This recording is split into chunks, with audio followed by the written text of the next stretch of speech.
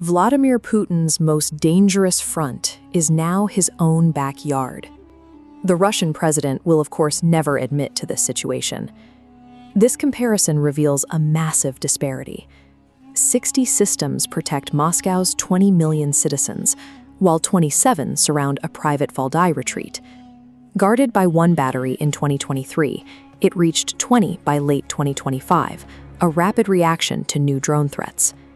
To create this shield, the Russian Ministry of Defense simultaneously constructed 7 massive towers. They are armed with Panzer S-1 systems and a long-range S-400 battery, creating a combined defense against everything from small drones to ballistic missiles. Valdai serves as a total private sanctuary for the president. It is an isolated estate, containing a replica of his Kremlin office and his family's private residences, hidden deep within a forested terrain once chosen for its secrecy. This defensive posture now extends to the Black Sea coast.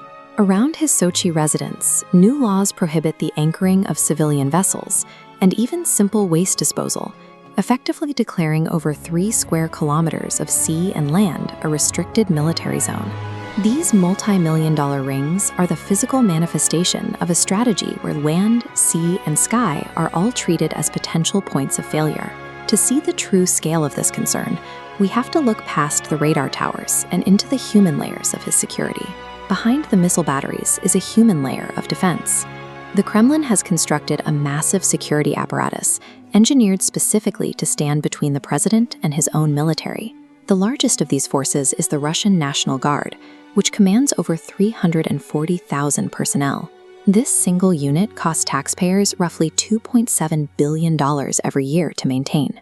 Putin established this force in 2016 with a chain of command that reports only to him. It serves as an internal deterrent, positioned to intercept any coup attempt that might originate from within the regular military or high-ranking general staff. Closer to the president are the gunmen of the SBP.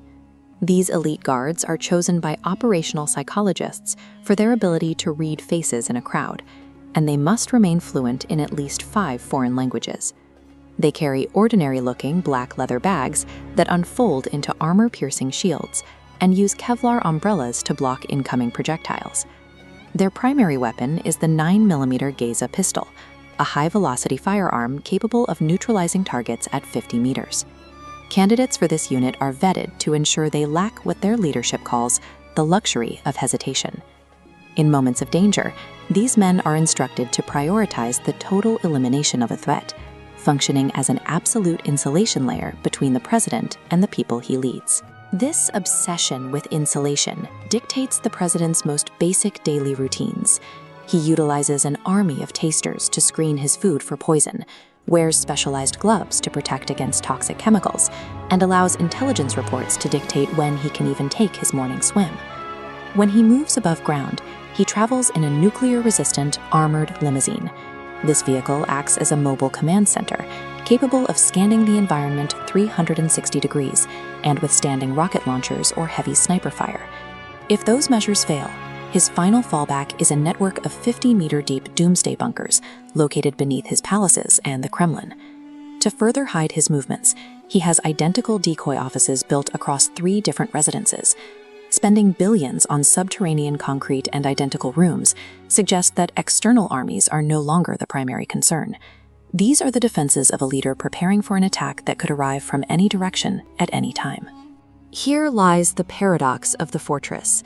Decades of planning and mountains of steel can block out drones and snipers, but they cannot block out people who have already been cleared to walk through the gates.